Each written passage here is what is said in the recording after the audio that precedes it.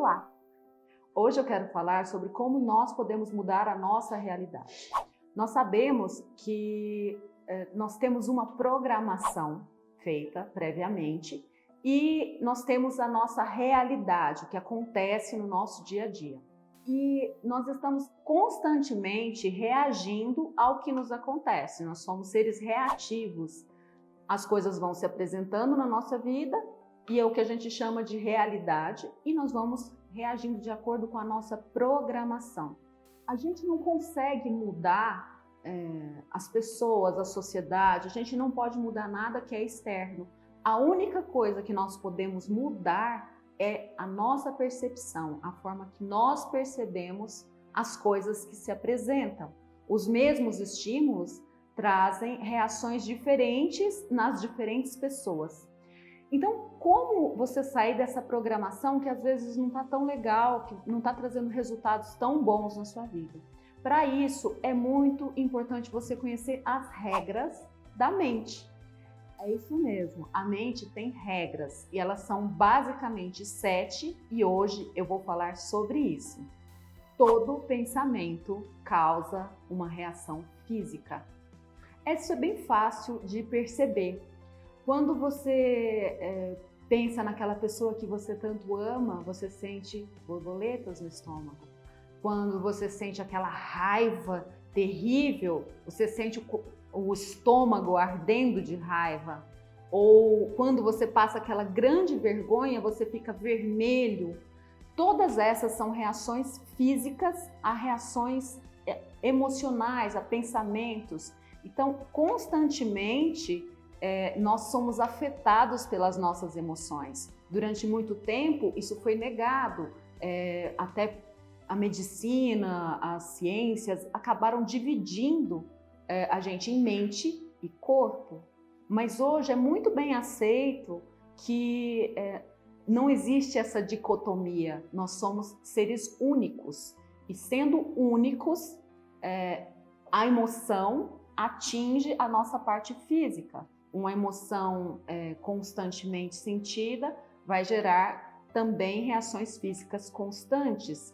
E por isso que, às vezes, numa crise de ansiedade, você sente falta de ar, ou às vezes, numa crise de pânico, você sente um medo e você sente o seu coração disparado.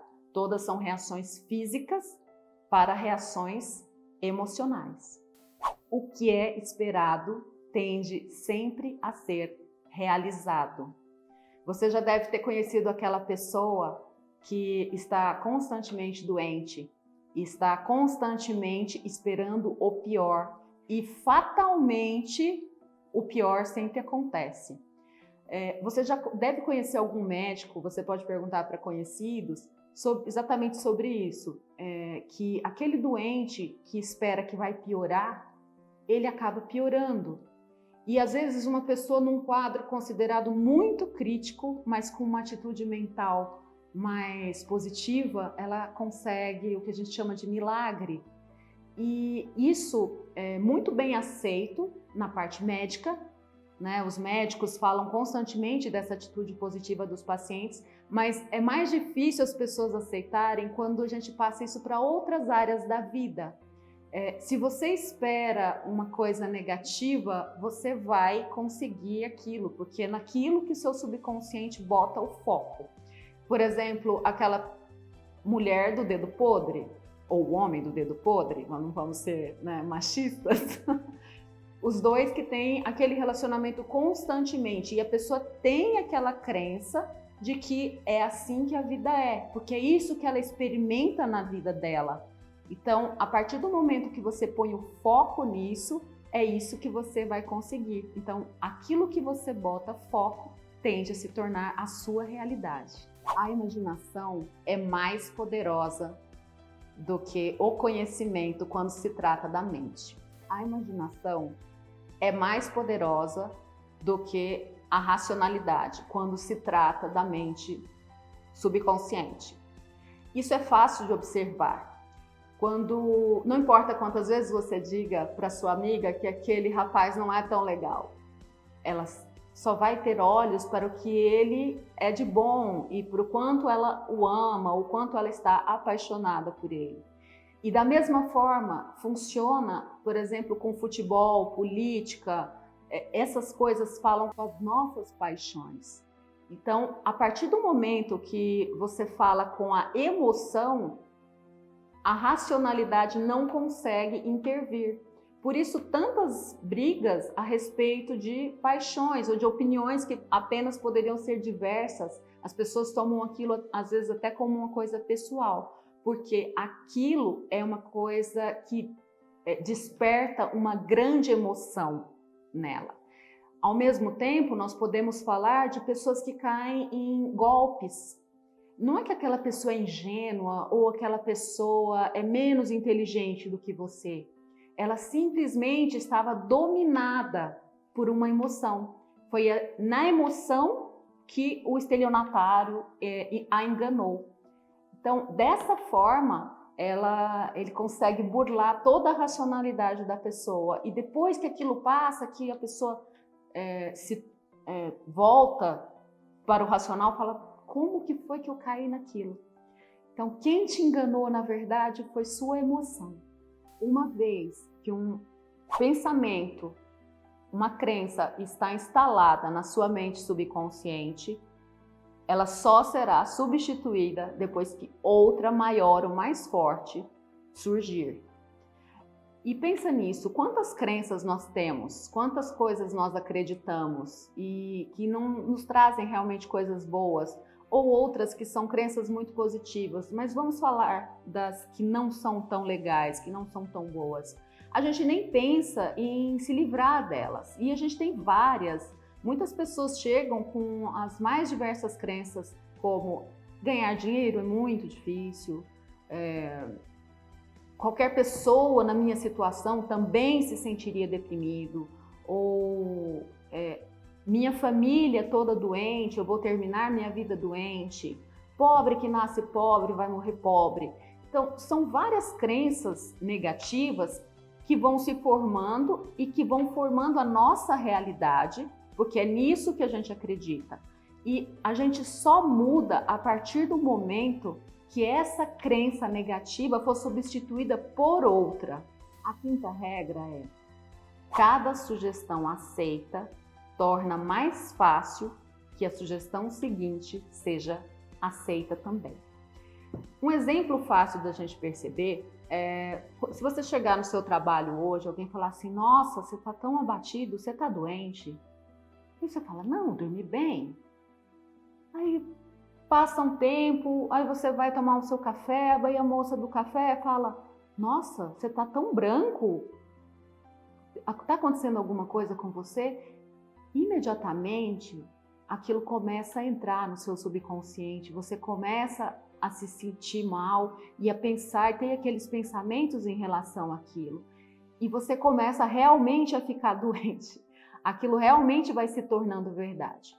Isso funciona para coisas negativas, mas também funciona para coisas positivas. Então, por isso é importante você estar atento ao que você assiste, ao que você vê, ao que você conversa, ao que você fala, ou as pessoas que você convive. O que você tem dito? O que você tem programado? O que você tem feito da sua vida? O que você tem escutado? Que sugestões você tem aceitado na sua vida? A sexta regra é: todo sintoma emocionalmente induzido tende a virar um sintoma físico. O que isso quer dizer? Que quanto mais tempo você ficar sentindo aquela emoção ruim, aquela emoção distorcida, é mais fácil que você desenvolva uma doença.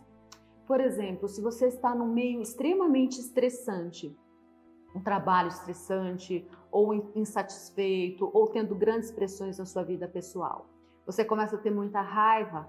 A raiva produz cortisol. O cortisol vai impedir que outros hormônios de prazer se formem. E aí você começa a produzir líquidos gástricos. E a partir daí você começa a ter uma gastrite, a famosa gastrite nervosa. O que eu estou querendo dizer Não é que 100% das doenças sejam de origem emocional, mas o fator emocional nos adoece com toda certeza.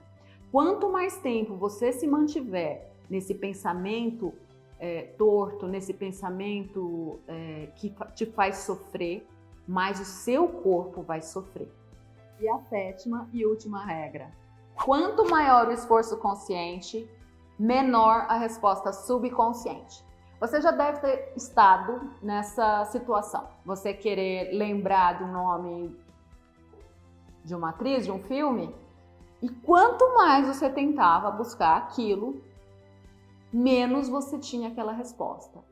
E aí você coloca na cabeça: eu não vou olhar no Google, eu não vou fazer, não vou me render, eu vou lembrar por minha conta. Quanto mais você se esforça, menos aquilo vem na sua cabeça. E até que você desiste. E a partir do momento que você desiste, você está lá se ocupando de outras coisas e de repente vem aquele nome da atriz. Você fala: nossa, agora veio. Assim é para tudo em relação à mente subconsciente. Quanto mais você força ela, aumenta a atividade da mente consciente e menor é a resposta dela. Então, quando você está em épocas de muito estresse, você está com a mente consciente muito ativa, às vezes você tem os brancos, às vezes você não vai bem naquela prova porque você ficou muito nervoso, você ficou muito com os pensamentos acelerados. Então, isso é comum. Então, gente, pega leve, procura se dedicar a outras atividades, procure fazer coisas que relaxem. As pessoas que estão se preparando para a prova, as pessoas que estão em muito estresse na vida, procurem um momento de quietude para você entrar em contato com essa mente subconsciente, para você entrar em contato com as suas emoções, para que você não tenha esses efeitos na sua vida. Muito bem, essas são as regras da mente. E para que eu vou usar isso? Esse conhecimento, ele vem para você saber como você pode alterar essas coisas na sua vida. A hipnoterapia, ela ajuda bastante nisso, porque ela te põe em contato justamente com esse subconsciente, com esse conteúdo, e é onde estão nossas crenças, onde estão os nossos hábitos, onde estão as nossas aflições do dia a dia, ou mesmo emoções que nós temos que nós consideramos distorcidas, né? Reações muito grandes para eventos muito pequenos, e você fica sempre se perguntando: mas por que isso me irrita tanto? A resposta está lá dentro, a resposta talvez seja muito mais profunda do que você imagina. Se você quer mudar, eu posso te ajudar. Muito bem, gostou do vídeo? Dá um like, clica no sininho, ajuda o canal a crescer, me procura nas redes sociais, lá eu tenho outros conteúdos sobre hipnoterapia, sobre hipnose, sobre a mente e sobre todos esses assuntos. Eu deixo sugestões do que você quer, de temas, e eu vou sempre fazer vídeos, sempre estarei aqui. Eu espero que você tenha uma linda vida.